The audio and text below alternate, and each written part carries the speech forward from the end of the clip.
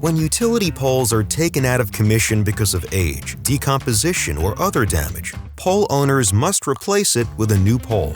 Double wood occurs when an out-of-use pole remains in position next to where a new replacement pole was installed. The risk of old poles falling can create a liability for newly installed poles and the public. To mitigate these risks, a Midwestern Utility developed a double wood removal plan as part of their infrastructure optimization program.